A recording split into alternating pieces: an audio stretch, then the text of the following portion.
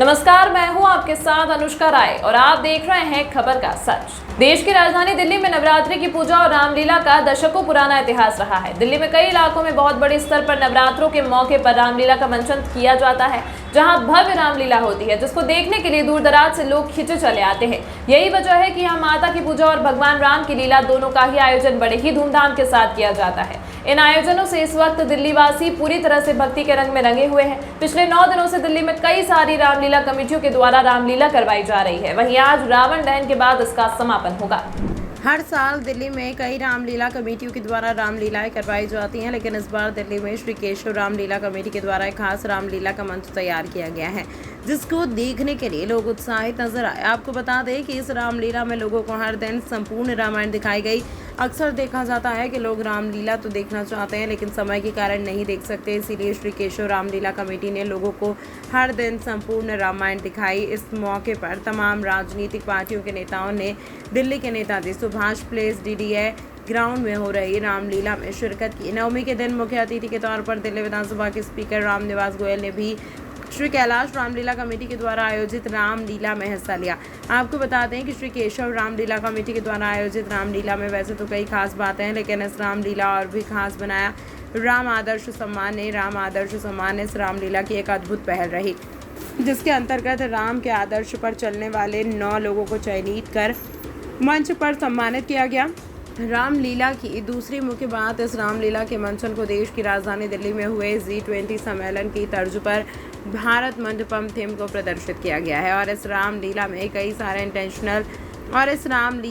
सारे इंटरनेशनल कलाकारों को भी बुलाया गया। वहीं श्री केशव रामलीला कमेटी द्वारा आयोजित इस रामलीला में लगभग 9 दिन के अंदर कई लाख लोगों ने रामलीला देखी। नवमी के दिन भी भारी संख्या में लोग संपूर्ण रामायण को देखने के लिए आए। वहीं रामलीला के मुख्य आयोजक अशोक गोयल देवराहा ने कहा कि हमारा उद्देश्य है कि हम सनातन धर्म के बारे में लोगों को जागरूक करें, बच्चे और युवाओं को सनातन धर्म से अवगत कराएं। आपको बता दें कि इस बार इस रामलीला में 4 पुतले बनाए गए हैं, रावण, मेघनाथ, कुंभकर्ण और चौथा पुतला इस बार श्री केशव रामलीला कमेटी के द्वारा सनातन धर्म के विरोधियों का पुतला बनाया गया है और आज Netaji Subhash palace DDA park में 4 पुतले को दहन किया जाएगा। केशव रामलीला कमेटी में मेरा पहले भी आना हुआ है, लेकिन आज जिस ढंग से व्यवस्थित और एक बड़ा सुंदर रूप इसको दिया गया, इतना विशाल रूप, मैं पूरे अशोक देवराज जी, उनकी पूरी टीम, धर्मपाल जी, अशोक जी, इनके और अन्य सब साथियों को बहुत बहुत बधाई देता हूँ, शुभकामनाएं देता हूँ। 10 दिन तक चलने वाला ये पर्व भारतीय संस्कृति का महान पर्व है। भारतीय संस्कृति 3 स्तंभों पर टिकी है, एक रामायण, महाभारत और गीता। तीनों का यही संदेश है, पाप का अंत, अन्याय का अंत, और रामलीला के मंचन के माध्यम से दिखाया जाता है। हम अपने जीवन में उतारें यही संदेश। बहुत बहुत धन्यवाद। देखिए, केशव रामलीला कमेटी लगातार 25 वर्षों से भगवान राम की लीला का आयोजन कर रही है और पिछले 14 वर्षों से हम लोग इसी नेताजी सुभाष पैलेस में रामलीला का आयोजन कर रहे हैं। इस वर्ष हमने जो विचार किया, और श्रीकांत भगत जी जो इस कार्यक्रम के संयोजक भी हैं, उनके साथ भी हमारी बात हुई कि जो लीला हम करते हैं आखिर उसका उद्देश्य क्या है। उसका उद्देश्य ये है कि जो भगवान राम के जो आदर्श हैं वो हम लोगों तक पहुंचाएं, और इसी वजह से एक राम आदर्श सम्मान जिसकी कल्पना श्रीकांत भगत जी ने की, कि जो रामलीला के जो मुख्य पात्र हैं, जो कि आदर्श पिता के रूप में हैं, आदर्श पुत्र के रूप में हैं, आदर्श पत्नी के रूप में हैं, आदर्श भाई के रूप में हैं, आदर्श दोस्त के रूप में हैं और आदर्श सेवक के रूप में हैं।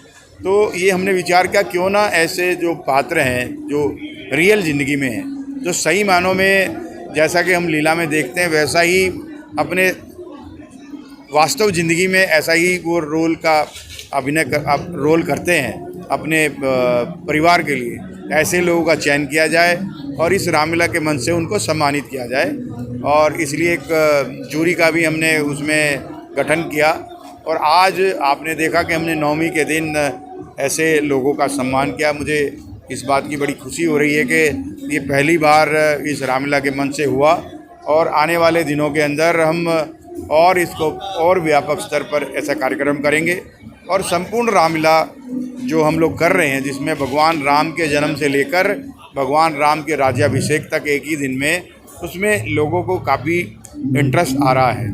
क्योंकि एक परिवार एक ही दिन रामलीला देखने आता है, और जब ये परिवार देखने आता है तो पूरी रामलीला देखकर जाता है, जो अपने आप में बहुत ही अच्छा है। और वो कुछ ना कुछ खंड देखने की बजाय पूरी रामलीला देख रहा है। नहीं, देखिए, हमारे बहुत सारे वरिष्ठ नेताओं ने, अलग अलग पार्टी के नेताओं ने इस रामलीला के मंचन में आकर हमें आशीर्वाद दिया है। और कल हम रावण, मेघनाथ और कुंभकर्ण के विशाल पुतलों का तो दहन कर ही रहे हैं, लेकिन साथ ही साथ जो सनातन धर्म के विरोधी लोग हैं, चौथा पुतला, उनका भी हम लोग यहाँ पर उनका दहन करेंगे। और ये संदेश इस रामलीला के माध्यम से हम देना चाहते हैं कि सनातन धर्म था, सनातन धर्म है और सनातन धर्म रहेगा। जो सनातन धर्म को समाप्त करने की बात कर रहे हैं, वो स्वयं समाप्त होने वाले हैं। देखिए, जो भारत मंडपम की थीम है, भारत मंडपम अभी G20 के अंदर भारत मंडपम बना, और पूरे विश्व में हमारे प्रधानमंत्री नरेंद्र मोदी जी के नेतृत्व में लोगों ने देखा कि कितनी अच्छे तरीके से भारत ने G20 का आयोजन किया। पूरे विश्व ने नरेंद्र मोदी जी के नेतृत्व को सराहा, उनके विजन को सराहा, और पूरे भारत का यशोगान पूरे विश्व में हुआ। तो हमने ये विचार किया कि जिस बात से पूरे भारत का यशोगान पूरे विश्व में हुआ है, हमें भी इस रामलीला के मंच पर ऐसे ही थीम को लेना चाहिए, जिससे कि जो लोग आएँ, हज़ारों की संख्या में जो हर दिन आते हैं यहाँ पर, वो भी इस थीम को देखें, और जो भारत की प्रशंसा पूरे विश्व ने की है, वो इसके बारे में जानकारी प्राप्त। देखिए, अभी करीब 10,000 से ज़्यादा लोग हर रोज़ आते हैं, लेकिन ये हमारा पुराना अनुभव है कि दशहरे वाले दिन 25 से 30,000 लोग दशहरा के महोत्सव कार्यक्रम में आते हैं। कल हमारे इस कार्यक्रम में मुख्य अतिथि आदरणीय अरुण सिंह जी, जो कि राज्यसभा से सांसद हैं और राष्ट्रीय महामंत्री हैं भारतीय जनता पार्टी के, वो इस कार्यक्रम में मुख्य अतिथि के रूप में रहेंगे और रावण और उनके पुतलों का दहन करेंगे। मेरा नाम श्रीकांत भगत है। ये केशव रामलीला कमेटी का मंच है। इस पे हमने पहली बार राम आदर्श सम्मान दिया लोगों को।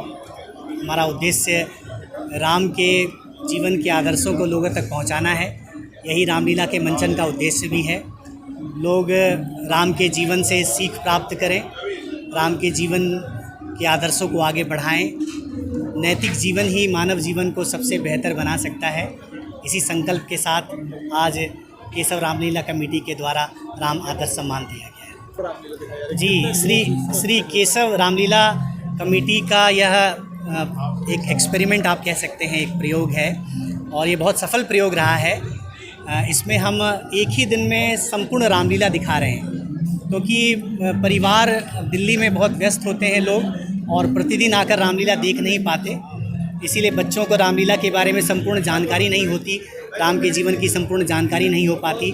तो एक दिन या 2 दिन लोग निकलते हैं। ऐसे में संपूर्ण रामलीला का होना सभी परिवार को, बच्चों को राम के जीवन की सभी बातें एक ही दिन में बताने का प्रयास करेगी। इसी उद्देश्य से हमने यह संपूर्ण रामलीला का प्रयास किया, और बहुत सफल रहा। हजारों की संख्या में लोग इसको देखने आते हैं, टिक कर इसे देखते भी हैं। इस रामलीला की सबसे ख़ास बात यह थी कि इसमें लोगों को यह बात समझ में आने लगी कि हमें नैतिक जीवन, एक आदर्शपूर्ण जीवन जीने की तरफ बढ़ना चाहिए, और इसलिए हमें परिवार सहित बच्चों को भी अच्छी सीख, अच्छी भावनाएं, नैतिकता के विचार दिए जाने चाहिए। और इसलिए बड़ी संख्या में बच्चे भी अब रामलीला देखने आ रहे हैं, और रात के 12:30-1 बजे तक बैठकर रामलीला देख रहे हैं। इस बार हमने G20 के उस पर थीम पर भारत मंडपम बनाया था। अशोक गोयल देवराहा जी का इसमें बहुत योगदान रहा है। अशोक गोयल जी इसके अध्यक्ष हैं, एक कर्मठ व्यक्ति हैं,